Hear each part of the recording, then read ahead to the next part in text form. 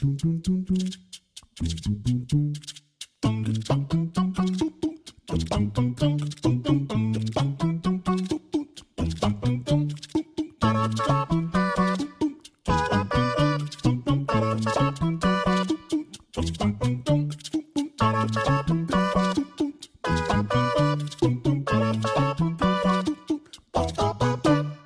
my fellow misfits. Good to see you again.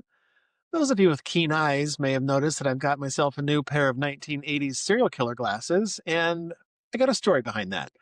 I needed some new lenses, and so I decided to pop on over to the optometrist and get the old puff of air in the eye and do the old exam and rigmarole. And once I was done, I was talking to the lady at the front desk, asking her how long the turnaround time was for some new lenses for my glasses. And she said 2 weeks. And I don't really know what I expected, but 2 weeks certainly wasn't the answer that I expected. And so I went, okay, what am I supposed to do without my glasses for 2 weeks? And she looked at me like, I don't care what you do for 2 weeks. What are you asking me here? And I said, well, how am I supposed to, like, I need my glasses. And she's like, so use your backup pair of glasses. And I'm like, I don't have a backup pair of glasses. What am I supposed to do? And again, she looks at me like I'm a complete moron, because in all fairness, I am acting like a complete moron. She's like, well, get a backup pair of glasses. And I said, well, I didn't really anticipate that. And she's like, okay, use some contact lenses then. I said, well, I don't have contact lenses. And she's like, sir, I don't know what to tell you here. Do you want a pair of glasses? And I said, okay, fine, I'll look around. So I perused their merchandise and I landed on these bad boys. And I thought, like, look, they're just a backup pair of glasses. I'm just going to wear these things for 2 weeks. Doesn't matter if I look like a 1980s serial killer. It's fine. So I was like, just ring me up for these, please. I'll get these. I threw them on. The next day at work, I'm expecting everybody to sort of like say, hey, nice glasses, or hey, that's a new look. Nothing. Crickets. Didn't say a word. And I went, okay, that's fine. That's fine. Not everybody has to like my glasses. It's all good. It's just 2 weeks. I can get through this. I showed them to my kids and they stared at me. And after staring at me for quite a little too long, to be honest with you, the response was, ew, ew. So my self-esteem was at an all-time high, but I thought, that's fine. 2 weeks. I can get through this. Looking like Ted Bundy or whatever. So about a week goes by where I'm wearing these bad boys and trying not to feel bad about myself. And I get a call from the optometrist. They leave a voicemail. Bad news. Sorry to tell you, but the lab, they broke your glasses. They broke your precious, precious glasses. And as an apology, we'll offer you 10% off any new frames. And I was like, well, I just bought these frames, so I don't need new frames. I want you to fix the ones you just broke, guys. They didn't like that. I called them back and said, hey, look, I get we all make mistakes, things happen, but like, I need you to replace those frames that you broke. And they were like, no, that's not really our policy. And I said, oh, that's interesting. What is your policy? And they said, our policy is to give you a 10% discount on any frames that you want to buy from us. And I said, okay. That's not going to work for me. I don't know. I don't know if your other customers have had a problem with this little policy of yours, but I definitely do have a problem with it. So that's not going to work for me. What is going to work for me is I'm going to want you to replace the frames that you broke. So they cost $324, and I'm going to need you to cut me a check, put it on my debit card, do whatever you need to do. But like, you guys owe me $324. I bought these several years ago in New York City. Went to Moscot's. It was a whole experience. That's for a different podcast. They're expensive frames, okay? Loved them. And so she said, well, I'm sorry, that's not really our policy. And I said, okay, yeah, we've already gone through this, but I'm going to, get your manager or whatever. I hate to pull out my Karen card here, but like, that's not going to work for me. So she said, well, sir, I don't know what else to tell you. The lab breaks things sometimes. This is our policy. And I said, okay, here's what my policy is. My policy is I'm going to take you guys to small claims court, okay? We're going to drag this whole thing out. We're going to get lawyers involved, whatever it takes. I'm getting my $324. So if that's the route you want to take, that's fine. I would rather not take that route. I'd rather you guys just cut me a check and we can have a good day. And so she went to the back, a lot of chitter chatter in the back, right? Finally, she comes back out and says, who can I make the check out to? So boom, my policy won. But at the end of the day, I got a pair of broken frames, and I didn't want to buy them again from Moscot's because I just bought these bad boys. So I'm stuck with the serial killer frames. And you know what? They've kind of grown on me. And I got a mustache coming in here. I got an 80s vibe going, a little Tom Selleck vibes going on here. So I'm just going to rock it. So these are my new glasses. So for those of you that are fans of the old ones, say goodbye. Have your period of mourning. I know that I certainly did. My kids are used to it. They're definitely maybe they still think they're disgusting, but at least they have the good sense not to say it to me because like I have feelings too, guys. So these are the big reveal of my new glasses. So um guys, there's been a lot going on in my life. It's been 9 months. I just checked. It's been 9 months since my last podcast, and it feels like I'm in a very death rebirth situation. It feels all very symbolic, and so I thought like I've been feeling the itch to create, to record, and to be honest with you, I've tried it several times, and turns out I had a little bit of fear hiding around creating one of these dang videos. So as you know, from those of you that have watched my past podcasts, that I'm a big fan of facing my fears. So this is like my fifth attempt at hitting record. So hi, here I am. What happens is I got this little voice in my head that I refer to as Hal.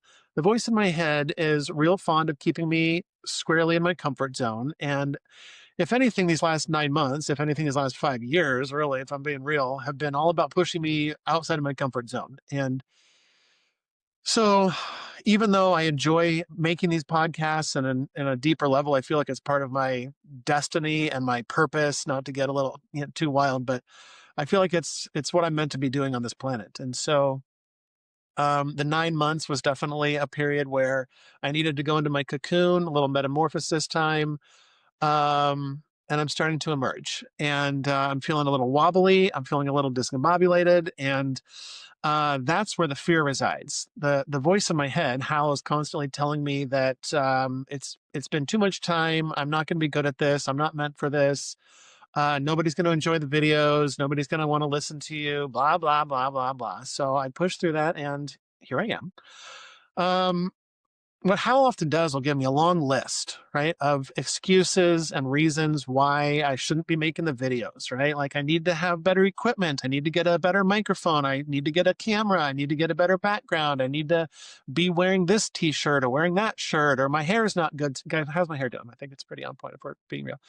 My hair's not good enough. I'm not feeling in a good mood today. I'm wearing serial killer glasses. Like there's a long list that Hal throws before me, and I take the bait. I often take the bait. I'm like, yeah, you're right. I do need to get better hair. No, I need to get a better camera. I need to get a better microphone. I put it off for another day. I put it off for another week. I put it off. I put it off. I put it off. Even though my intuition, my gut, my higher self, God himself is telling me to make the freaking videos. But I'm like, oh, I'll wait until the timing is right. I'll wait until I'm in a good mood. I'll wait until I have my coffee. I'll wait until blah, blah, blah. So that's the reason why it's taken me a while to get this motor started, because I was sifting through a long list of excuses. I've also been diving into a new book by Stephen Pressfield, new to me, not a new book, but called, I always screw it up, let me get this right, The War of Art. So check it out if you're interested.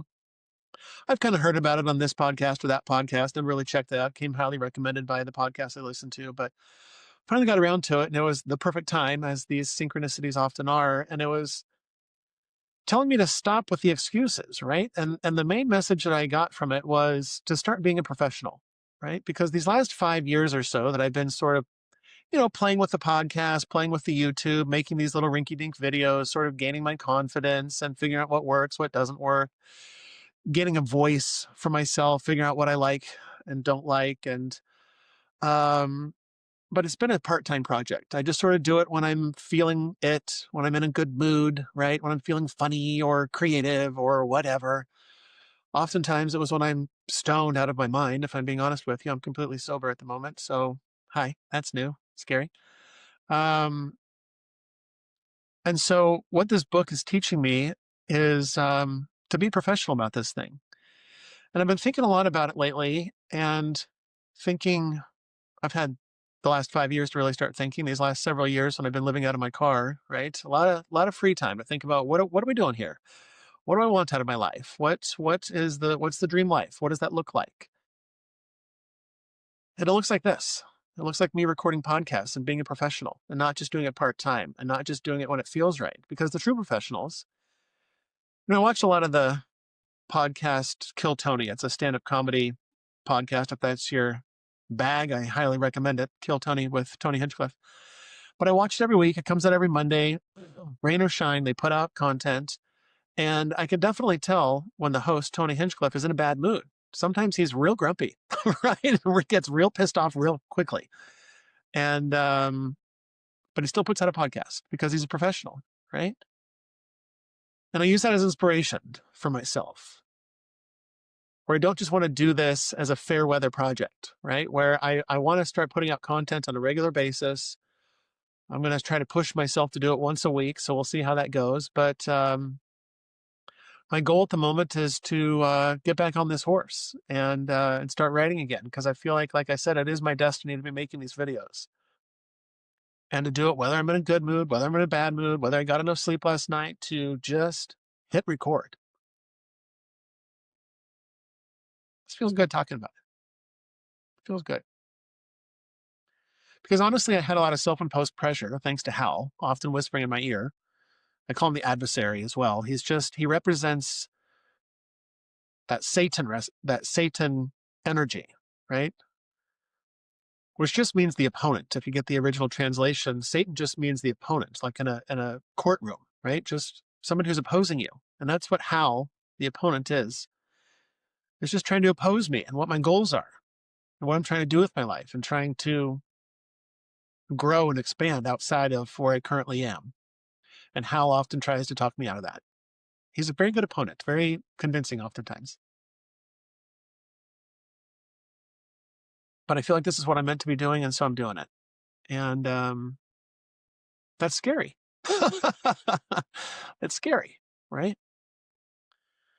But that's exactly why I'm doing it. Because the more I do it, the less scary it gets. And I really get a lot out of these videos. And I miss doing them, to be honest with you. I miss having a creative outlet that I haven't had in a while. I miss having an outlet to just talk about my life. And that's the thing, is the podcast up until this point, I've made it very spiritual, right? I want to be this spiritual guy, right? A lot of new age stuff, alchemy and talking about Buddhism and, the ancient wisdom and the ancient scriptures and diving into religion and the Bible, and all of these things interest me. But I put myself in a box. I realized after a lot of long walks that I put myself in this box, and it has to be about religion. I want to start doing like a Sunday service and preaching and all of these things, which may evolve to that eventually. But I want to break down the walls of that box that I put myself in, this self-imposed box. And I don't necessarily want it to be about spirituality. I want to make the tone of this podcast from here on out just me talking, me being authentic, me being real and vulnerable. And sometimes I will talk about religion. Sometimes I will talk about Buddhism. But other times I want to talk about politics. Other times I want to talk about what I did with my kids this weekend. Like, I want to talk about things that I'm struggling with, things that I'm going through, things that I'm learning about myself. And it doesn't have to be one thing or the other. But the podcasts that I get the most out of, the podcasts that I enjoy the most, are ones where they're just authentic. They're just being themselves. They're just talking. And I really get a lot out of that. It's really inspiring. I listen to a lot of Theo Von. Love Theo Von. He's just real. He's not afraid to admit that he doesn't know what that word means. He's not afraid to just be himself and talk about his struggles and his addictions. And I really admire people like that. And so I'm taking note and applying that to the podcast. And I think that I'll get a lot more mileage and juice out of just being myself. And so that's sort of the tone that I want to take from now on. And those of you that resonate with that will love what I'm about to do. If you love that, then stay tuned, because there's more of this to come. But that feels more It feels right. It just feels right. It's just a gut instinct, and that's what I always have followed, and that's what I'm following now. So one of the blocks that Hal set up for me was not to record a video until I have it all written out, right? I had all these notes I'm taking and things I want to talk about, and I structure it. I'm going to talk about this, and then this, and then that, and then that. It just felt too heavy and too intense, and I just scrapped it. Literally, I tossed it in garbage, and I just sat down, hit record, and it just feels more free, right? I talk a lot about freedom in my podcasts, and here I am again talking about it because it's very important to me to be free. I want to be free from my addictions. I want to be free from substances that keep me down, that don't lift me up. I want to be free from people that bring me down and don't lift me up. I want to be free from thoughts and patterns and beliefs in my life that bring me down, right? These limiting beliefs that I can't do something or I'm not good enough or whatever the thought du jour is that Hal is cramming down my throat. So one of these stumbling blocks that Hal gave me was that I want to talk about what's been happening over the last 9 months because it's been quite epic, to be honest with you. And so I felt all this pressure to tell you guys this epic story, to give you this catch-up story and fill you in as to everything I've been doing over the last 9 months, and that's too intense. So my plan is to roll it out, right? A little bit here, a little bit there. Let you guys know, those of you that care about my life and been following my story, what I've been up to and where I'm at. The last time we spoke, I was living in my car, right? Living that homeless life, going through a journey that I needed to go through. And then at some point, something turned and I heard the universe, God himself whispering to me and telling me that it was time to change and it was time um, to change. And so that's what I did. 9 months ago, I reached out to my sister and brother-in-law. Um, I was already living out of my car in their city, so I would see them occasionally. And, I'd go over to their house to hang out once in a while for a barbecue here and there. They would often go out of town and very kindly let me stay at their house while I was out of town, while they were out of town. And just have been extremely generous and kind to me during my homeless chapter. And so I reached out to them, hat in hand, very embarrassed and scared and awkward, asking them if I could live with them while I get a job and save up enough money to move down to Arizona. My ex-wife and her new husband were moving down to Arizona for several reasons and taking the kids with them. And I was living out of my car and didn't have the funds or means necessary to follow them to Arizona. And that was extremely challenging and difficult for me on very many levels. Um, to the great ire of many of my family members who were judging me heavily for not going down to Arizona immediately and not getting a job and choosing to continue to live out of my car. And that was also a great challenge, right? And a great many lessons learned. And I've talked about that in previous episodes. So check those out if you are interested. And I'll talk about it more in the future, I'm sure, and how it relates to what I'm currently doing. But I finally decided to bite the bullet and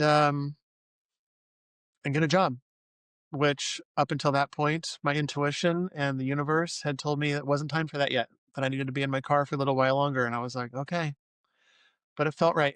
And so they graciously agreed to let me into their home. They have two children that are similar age to my kids. And, you know, one extra adult in the house was not ideal, I'm sure. But I'll be eternally grateful for their kindness. So I got a job, very stressed out because I hadn't worked in several years. I have a lot of restaurant experience. And so I thought like it'll be just super easy to get a restaurant job, right? Like I've got over 15 years experience working in every position in every restaurant ever, right? Back of the house, front of the house, kitchen, server, bartender, management, all of it. And so I thought like, okay, this will be easy. I can do this. I can do anything. If anything has taught me over the last few years, I know that I'm capable of doing literally anything. And so I started applying to every restaurant in a 20-mile radius, right? and nobody called me back. And I thought, like, okay, that's not what I expected, but onward. So I started applying to just everywhere, right? Just waiting, knowing that whatever was meant for me will come to me, and the right job will pop up, and that's what it will be, whatever it is. And so I just waited and waited and waited, and days went by, and a week went by, and another week went by, and I'm getting a little antsy, right? My sister's getting a little antsy, like, what are we doing here? Right? Thought you were getting a job. And I said, yeah, so did I. Working on it. Real stressed out to the max, losing a lot of sleep, smoking a lot of weed, drinking a lot of alcohol, real stressed and scared and worried and anxious, etc. So I finally get a call back from a movie theater, right? They interviewed me, everything went well, gave me a little grand tour of the place. And I felt like, yeah, okay, I can do this. I can work in a movie theater, right? Actually, it was kind of a little dream of mine as a high schooler. I kind of always wanted to work at a movie theater. My first job was bagging groceries at a Safeway, not my dream job, but a part of me wanted to work in a movie theater. I've always been a film geek. My friends were always film geeks. We always talked about, the artsy movies that nobody's ever heard of, the weird German movies nobody's ever heard of, the underground movies nobody's ever heard of. Love that shit. And so I always kind of wished into adulthood that, like, I'd gotten a job at a movie theater. So here I am with my dream job working in a local movie theater. The smell of popcorn wafting every time I walk in, it's like heaven, right? So I worked there for a while with some pretty great people, and got to take a lot of popcorn home. My sister and her family really liked that. My nieces had softball games, and my sister was always the hit of the games because she would bring in these giant hefty sacks, garbage bags full of movie theater popcorn. So she was the belle of the ball at every softball game because everybody loved having the popcorn lady arrive. So that was fun. That was fun. Good for our cholesterol levels, but that was good. I definitely got sick of the popcorn after like day 3, but that's all right. That's all right. Everybody else loved it. So I just kept bringing home garbage bags completely full of popcorn, and they loved it. So it was great. It was a great job. It got the job done, right? I'm just looking to save up as much money as I can, as quickly as I can, to just get a new car, right? Because I don't want to be going down to Arizona in my garbage of a car that I was living out of. It was on its last leg, barely operational. And so I thought, like, A, I got to save up money for another car, and B, I got to continue saving up money so that I can just like have enough to move down there and get a little place to rent and start my new life and reintegrate myself into my boys' lives and start being a full-time dad again. So got that job, and actively looking for a second job because it was paying like just above minimum wage, and that wasn't going to cut it. So frantically looking for a second job, and I got a call back. I actually got a recommendation from somebody, a friend of my sister's, that said, "Hey, there's a what's the word? Not a retirement center, but like it was for people. It was an Alzheimer's place, right? It was a nice place for people who have Alzheimer's, and it was a huge property. And so I interviewed there, and um, it was not what I expected, right? As the universe often throws me things that I don't expect. Didn't expect to work in a movie theater. Didn't expect to get interviewed and get a job at a retirement place, right, for people with Alzheimer's. And so during the interview, the guy that interviewed me said, "Are you? This is an Asian property, right? Like almost everybody that is here is mostly Chinese, a couple of Japanese. Are you okay with that?" And I was like, "Well, yeah, of course." He's like, "But what I'm trying to tell you is most of them don't speak English. So is that something that'll be a problem or not?" And I was like, "Oh, well, I mean, I do have Google Translate on my phone, so I guess I'm good, right? I can figure it out. I've traveled abroad. I know how to just communicate things. I have worked in restaurants with people that only speak Spanish. Like, we make do. It's all good. I'm a smart guy. I can figure it out. I can drop pictures if it comes down to it, right?" So he's like, "Okay, that works for me. That works for you. Let's do this." So he hired me, and it was pretty great. I met a lot of really great people, and I have a lot of great stories that I think I'll unfold as time goes on in future podcasts. But it was a trip. I've never worked at a place like that before. And I've never really had compassion for, well, let's just end that sentence there. I've never really had compassion. I never had those wires connected in my brain, and I've been very low on compassion and learned to just accept that that's who I am and not hate on myself for it. But never had a lot of compassion for people that have Alzheimer's or old people in general. And so I thought, like, well, let's just see how this goes, right? But I really learned a lot and changed by the end of my tenure there, and had a real heart for those people and really connected with several of the residents that lived there. There's about 100 residents that I would see every day, and um, got really close with several of them and still miss them, which I didn't anticipate. So, um, yeah, we'll talk about that at a different time. Stay tuned for more information on that because it's a lot of great stories that I have there. So, hustled working two jobs, 70 plus hours a week. Some nights just getting a few hours of sleep, waking up, heading back, doing doubles every day. Um, had about one day off a month if I was lucky. And I just cranked it out and pushed through it and relied heavily on my substances to get me through it. And it was really rough. But I just kept telling myself I can do anything. I'm unstoppable. And I did get through it, of course, just like I always do, right? And it turns out when you work 70 plus hours a week, nobody cares, right? I would often be like, oh, I'm working 70 hours a week. Nobody had sympathy. Nobody, family, nobody I worked with. Everybody's like, oh, okay, cool. You got two jobs, right on. Like, so do I. Who cares? Like, you know, and that was a lesson for me, right? I was looking for people to have sympathy and feel bad for me. And because I was feeling bad for myself and, oh, this sucks and this is hard. And, oh, why is my life like this? Just pity party. And I had to shake that off. And that was a part of changing the mindset that I had to go through. And I'm really glad that I did go through it because I'm a better and stronger person for it. Learning that everywhere that I am is where I'm meant to be. Everything that I'm going through is a life lesson. I can sit there and choose to bitch and moan about it, which don't get me wrong. I'm not up here on the mountaintop. I definitely bitched. I definitely moaned. It was awful. All right. Especially not working for several years and sort of switching back into that gear from going from 0 hours a week working to 70 hours a week working. That was rough. There's definitely a transitional period there and a lot of tears, right? A lot of tears, a lot of stress, but I got through it. And I learned that, like, there's no point in whining and complaining, right? Nobody likes a whiner and a complainer. Just do the work, right? Just do the work quietly. Nobody needs to hear about it. So I pushed through that, and I miss those guys a lot. I miss those movie theater peeps that I worked with. I miss the old folks home that I worked with. I met some really just amazing human beings that I'm still connected with on Instagram. So shout out to you guys if you're listening to this. Hi, love you. Really glad that I got to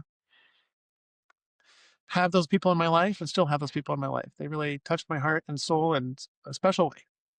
So love you guys.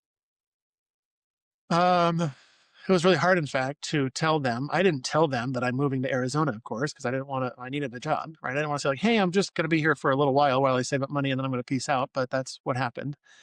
And when I had to tell them, like, I need to leave, I was really sad about it, to be honest with you. Because I knew I wouldn't be seeing those guys again, perhaps, right? For a while at least.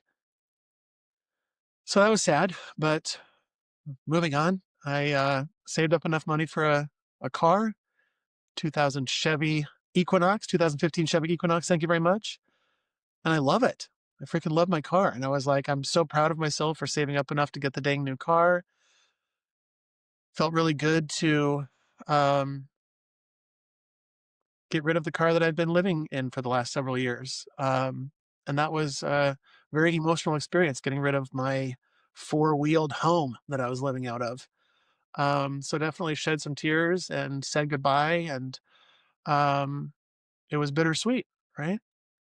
Saying goodbye to this place I'd been living in, cramped in every night in the middle of winter, shivering cold and, curled up in a ball because that's the only position I could sleep in at night, and a lot of memories, right? And so that was difficult letting go of that car, but I did, and it also felt amazing and exhilarating getting the Chevy Equinox, right? I was like, this is a new chapter. It felt good. shedding that skin, closing that chapter, and opening up a new one. So getting the new car felt amazing, and so I did that and was very proud to drive around in my new car.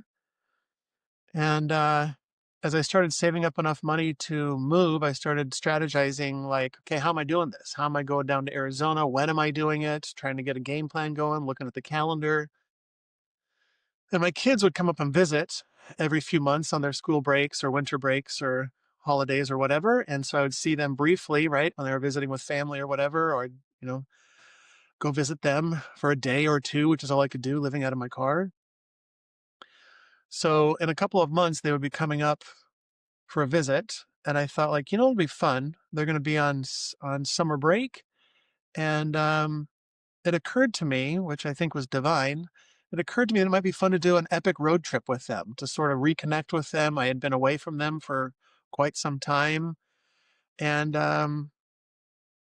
needed that reintegration period, right, where we all get to know each other again and hang out again and get that alone time together to sort of reconnect. And so I thought a road trip would be perfect. Going from the Seattle area, I planned it all out, hitting Idaho, visiting some family there, heading south through, Utah and visiting family there, and seeing the Grand Canyon and Vegas, and I'm planning this epic road trip. So that would take money, of course. So I continued grinding and saving up enough money for this road trip, hotels, gas, food, all of it, and then eventually needing enough money to, you know, get an apartment or something when I arrive in Arizona. So I started planning that out. I'm not a planner by nature, so that was quite difficult and definitely stepping outside of my comfort zone for that. And I'm definitely going to dedicate a full podcast episode to breaking down the road trip. It was amazing. It was fun. It was hilarious. I have great stories. We had an amazing time. So stay tuned for that if you're interested. Um, I'll break that down leg by leg of that trip because it was a blessing and amazing and something that my kids and I will remember for the rest of our lives. So stay tuned for that in a future episode, but I'll just brush over it briefly here. Um, I had to save up enough money for that. So we did the road trip. It was amazing, like I said. And I had found a room to rent down in Arizona, just out of somebody's house, just something I found online. It was just, kind of a soft landing. I'll rent a room out of these people's homes. It's like an Airbnb situation, right? A couple lives there. And so I thought like, oh, you know what? I'll just stay there until I can get a job down in Arizona, until I can find an apartment of my own and, get this party started. So I, I arrive in Arizona and renting this room and starting to hang out more with my kids a couple days a week. Just kind of, we're all just kind of warming up to me being around again and getting back into, you know, patterns and routines and just sort of like reintegration and loving it. So I thought like it's going to be easy to get a job. I'm just going to hit the ground running and, get one or two jobs, do whatever it takes. I'm going to grind as long as it takes. 7 hours a week. Well, let's go. Let's get this thing. And so I got my new car. Um, so I was driving around. I've been here now for almost 3 months, just to give you a little timeline. So I thought I'm down in Arizona now, in case that wasn't clear. So I'm gonna hit the ground running. Sent out resumes again. Like I know how to do this. I just did this 6 months ago. Said goodbye to my sister. Tears, tears, tears. Let's do this thing. So I start looking for jobs, resume everywhere. I'm looking online daily. Like let's do this thing. I know how to do it. I just did it. And nothing is happening. Right. A week goes by. 2 weeks goes by. 3 weeks goes by and I'm starting to panic. I'm like, oh shit. Like I thought it'd be easy. This area has, you know, you can't throw a rock without hitting a chain restaurant around here. They're everywhere. And so I thought like, this is going to be easy peasy. I've worked in chain restaurants. Like I said, I've worked in every restaurant for over 15 years, ton of experience. Like this is going to be a walk in the park. And it turns out it's not. And I was like, okay, that's fine. Whatever comes along, comes along. I've played this game before. I know how the universe works. God's like, whatever I give you, I'm going to give you. Let's just do this thing. So I ended up getting a job at a callback and then a job at a school cafeteria. And I was like, okay, well, never been a lunch lady before, but these glasses definitely fit the role, and I could throw on a hairnet. So like, that's fine. Let's do this thing. So I got a job as a lunch lady, guys. The only lunch lady with a mustache. Well, that's not true. About half of them have mustaches, but let's not talk about that. So, JK, guys. I don't want to offend anybody. Um, so I got a job as a lunch lady at a dang school, and I have a ton of kitchen experience, and I love cooking, and so it seems like, okay, well, that's a perfect fit, right? The pay wasn't ideal, so I was like, all right, just like the movie theater, like I'm going to need to get a second job. So I'm talking to one of the girls that I work with, and she's like, well, I do deliveries for, um, what am I trying to say here? Not Uber Eats, not Grubhub. Uh, shoot. Well, there would have been a time when I would have been super embarrassed that I can't think of this because, like, I can see the record button going, and like I know that I'm embarrassed that I don't remember the name of this, but like, who gives a shit, guys, right? Who gives a shit? It's a delivery service. Okay, let's go with that. Whatever popped into your head, the one that you're thinking of, that's probably the one. Okay. So I thought like I can do deliveries from for these restaurants and deliver food to people's doorsteps. Right? DoorDash. Thank you. Got it. DoorDash. So I thought like I'll just DoorDash. Right? The girl at work said DoorDash is great. She was showing me like all this money she makes from doing it. I was like, okay, this is a girl who's working 4 jobs. So I felt like a schmuck working 2 jobs back in the day with at my sister's house. So she's working 4 jobs, and one of them is DoorDash. So I got my new car, and I thought like that's perfect. I'll just fill in the gaps with DoorDash until a restaurant calls me back or something else connects, and that'll be perfect. And so I'm door dashing as often as I can. I even took my kids with me a couple times. I was like, guess what, guys, we're going on an adventure. It turns out they don't really like that adventure. It was fun the first time. The second time they're like, do we have to do this, Dad? Like this is not fun. So even rewards of ice cream at the end weren't enough to trick them into coming with me for my door dashes. So that's fine. So I'm just door dashing, as much as I can to fill in the gaps while I'm working at this full time at this school kitchen, and making it work, saving up money, trying to do the game all over again, right? Doing the grind all over again until I can save up enough to get my own place and get out of this room that I'm renting. And so that was going along fine and dandy until the universe decided to throw a couple wrenches at me, which I've had plenty of wrenches thrown at my head from the universe, right? God has a bag full of holy wrenches that he enjoys chucking at me just to see how I'll respond. And again, like whenever I get a holy wrench thrown at me and something falls apart in my life, the old me would respond with fear, right? And panic and anxiety and what am I going to do? And freaking out and going into those fearful thought patterns, etc. But I've been practicing. I've had a lot of practice over these last few years, and so I thought, like, okay, that's fine, that's fine. So driving along one day, coming home from my cafeteria job, and my new car that I just got checked out at the mechanic, it's clean bill of health, completely dies on me, right? And it dies on me on the off ramp of the freeway. And I should mention it was literally 118 degrees out that day. I came to Arizona at the worst possible time. So I just kind of jumped into the deep end and into the fire pits of hell when it's 118 degrees out every day. And I'm going to dive into that in a whole nother episode. So stay tuned for that. I'll tell you my thoughts on the heat and this climate and Arizona in general. So we'll dive into that in another episode. So stay tuned. But my car dies on the worst possible day, right? It's just 118 degrees out, and my check engine light is just flashing, laughing at me, and I'm like, okay, that's fine. This will work out just fine. I don't know anybody at this point, really, and so I had to call my ex-wife and say, like, hey, can you like help me out? My phone is on 1%. It's about to die. I have AAA, but I can't call AAA because my phone's about to die. So she graciously comes and helps me out, and I charge the phone up and call AAA, get it towed back to the house. And I'm like, well, now what? I don't know what to do.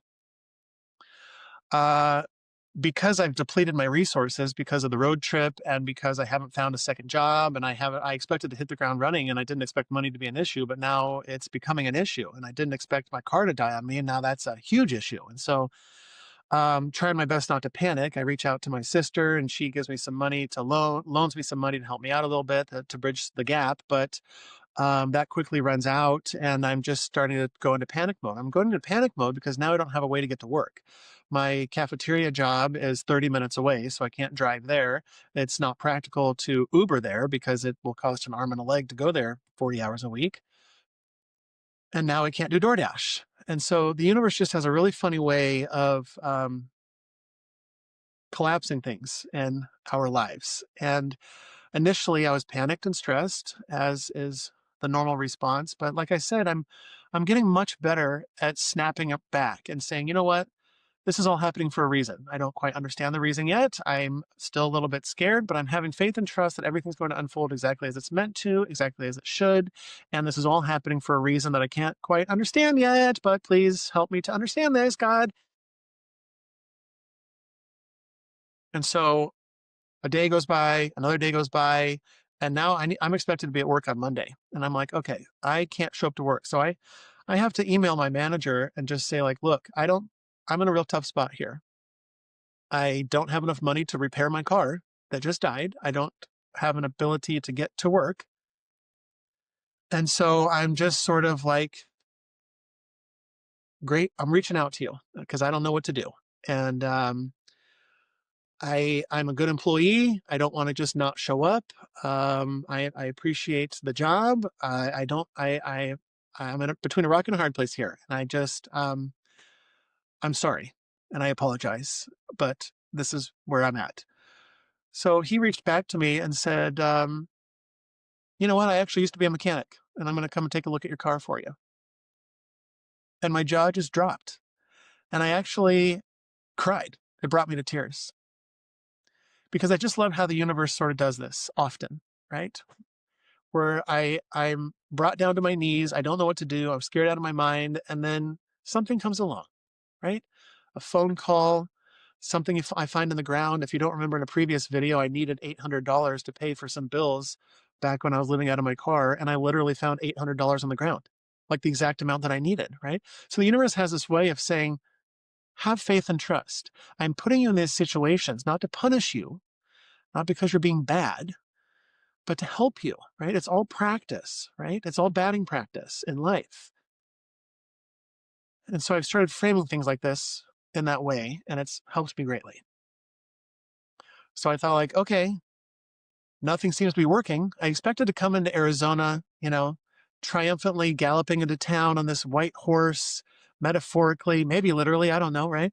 I don't know what the horse market is down here, but I expected to just kind of triumphantly ride back into town, like I'm reuniting with my kids. I'm going to hit the ground running, and the universe was like, nope, that's not what's going to happen. You're going to fall on your ass, actually, and you're going to fall on your ass in front of everybody.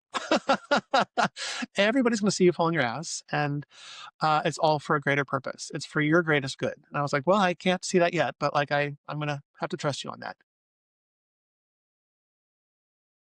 So he comes and looks at my car. He tries his best. We can't get it figured out. It's beyond his scope. He's a super great guy, and I'm super thankful for him. And it didn't work out, right? I thought, like, okay, here we go. My car's coming back into action. I'm gonna get DoorDash again. I'm gonna start grinding again, 7 hours a week again. And there's a reason why he couldn't fix the car.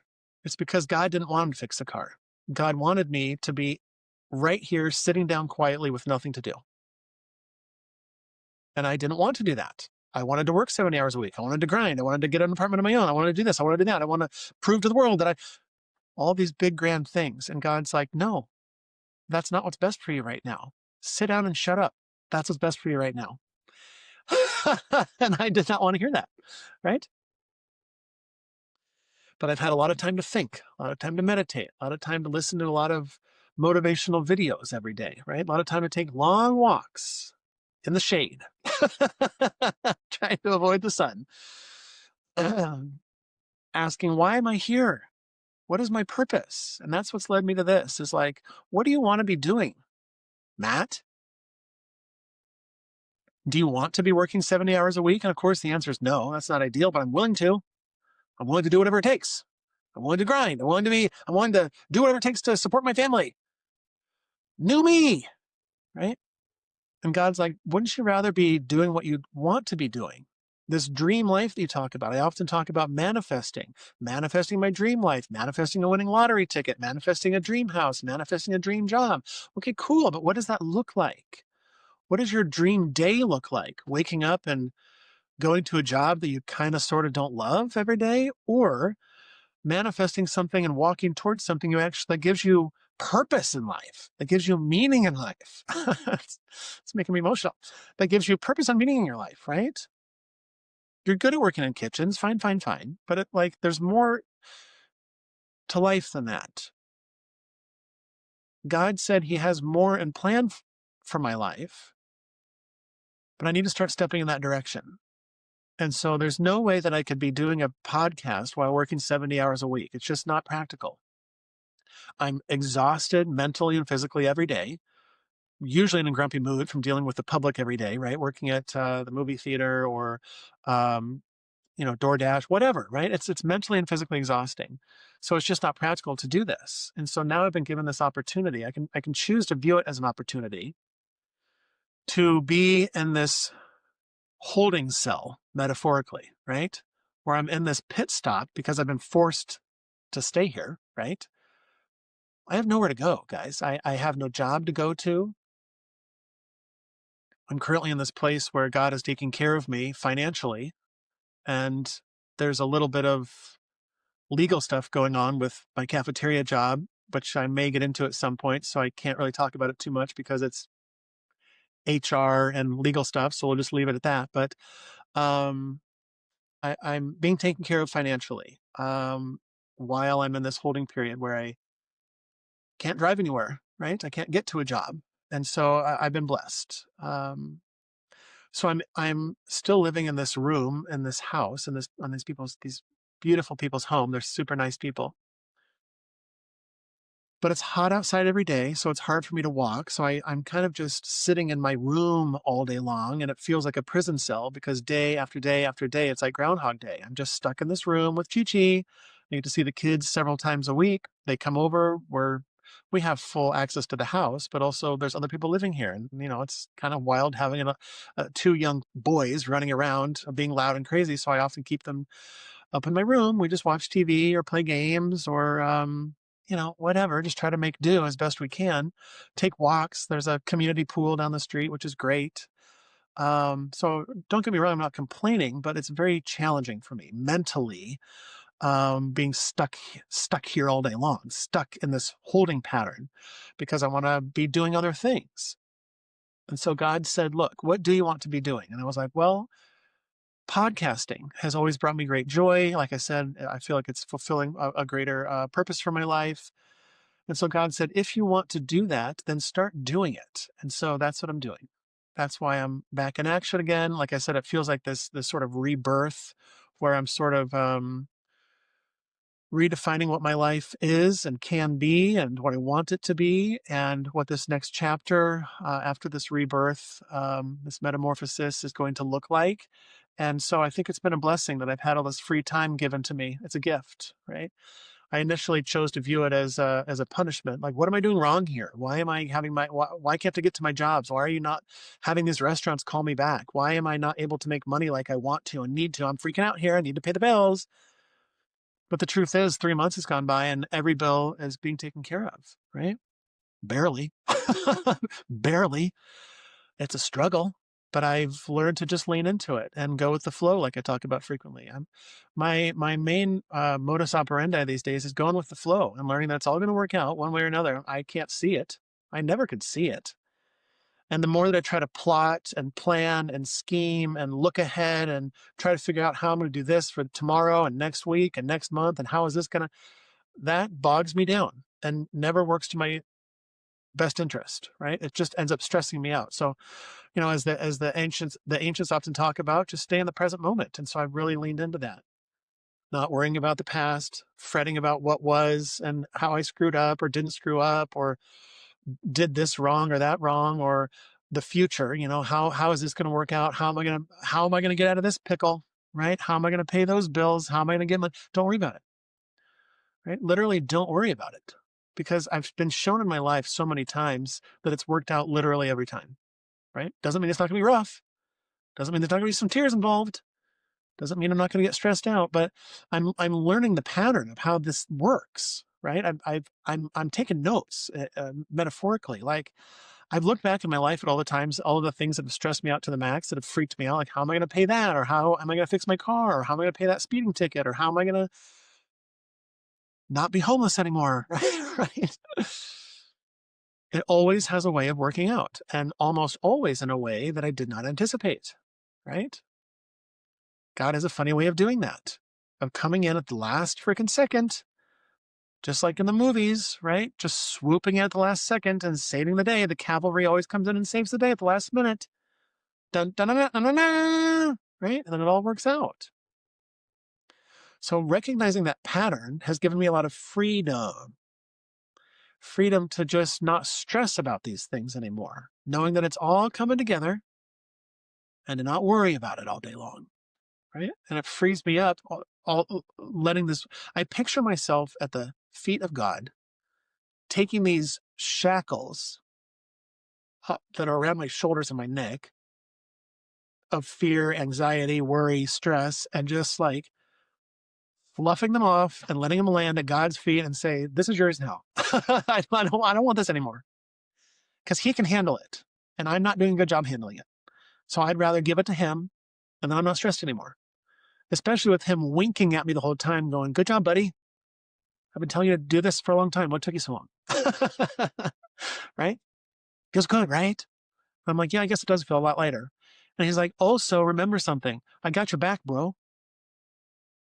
I got your back every time. I got your back this time. Like, what are we talking about here? So it makes me feel better, right? So I'm in a real tight spot now. I don't know what's going to happen. I don't know how I'm going to pay bills. Don't know what's going to happen tomorrow. All I know is that I'm at peace. Because it's a mental game, right? I choose to be at peace. There are days I get stressed out still, and days that I still worry still, but the turnaround time is a lot quicker. I'm not stressed and worried all day long, every day, freaking out, losing sleep like I used to. No, it comes and goes, right? And I'm like, okay, I recognize you, buddy. That's fine. You can try to scare me. It's just the adversary. It's just the adversary poking his head back in, saying, hey, look at this scary thing. And I'm like, no, thanks. I don't want to. It doesn't scare me anymore like it used to. Nice try, buddy. It's like the Bogarts or whatever in Harry Potter, the things that turn into your greatest fears, but it's not real, right? It's just an illusion, something I've cooked up in my own little brain. And so I have to train and practice all the time. It doesn't just go away like, okay, I fixed that problem. The fear is always going to come, but it's about fear management and not letting it overtake my mind, overtake my life, overtake my every waking thought like it used to, because that's exhausting and stressful. And I don't like it. So if I know that God's always going to take care of me, then why the frick am I losing sleep, right? If I tell Jesus to take the wheel, but then I sit in the back seat freaking out the whole time, what is the point of Him taking the wheel, right? So I started asking myself, what would it look like if I literally just let God take the wheel and just peacefully look out the window, right? Even if God starts turning down a weird path, well, I've never been down this road before, where are we going? And God's like, yeah. Shh, take a nap. Quiet, buddy. We got this. And I'm like, yeah, but this road looks dark. There's no lights on this road. It looks scary. And God's like, dude, relax. Right? So I had to ask myself, do I trust God or not? Right? It's not to say that I just sit back and do nothing, right? Like kick my feet up, like, well, God's got this, right? There is an element of there's often a give and take, right? There's what am I looking for here? Like a divine nudge often, right? That tells me to turn left or turn right or do this or do that. And so it's about taking those actions, right? When the universe nudges me to take an action, I take that action. Oftentimes it's outside my comfort zone. I don't want to do it, but eventually I get there. I push through the fear and I'm like, okay, fine. And then I do it and then it works out. Okay. So I'm learning to just not be such a backseat driver. I'm learning to just not be such a backseat driver. Okay, well, my phone is just glitching out hardcore, and that's a sign from the good Lord above that we're done. We're gonna wrap this thing up. So this is fun. It feels good to get back on the saddle again, to be making content again. So look forward to more of it. I have a lot of stuff to talk about, like I said. So stay tuned for that. I'm excited to reconnect with you guys and start making more content. Love you. End transmission. Dun, dun, dun, dun, dun. Dun, dun, dun, dun, dun, dun, dun, dun, dun, dun, dun. Dun, dun, dun, dun. Dun, dun, dun, dun, dun, dun. Dun, dun, dun, dun, dun, dun, dun, dun, dun, dun, dun. Dun, dun, dun,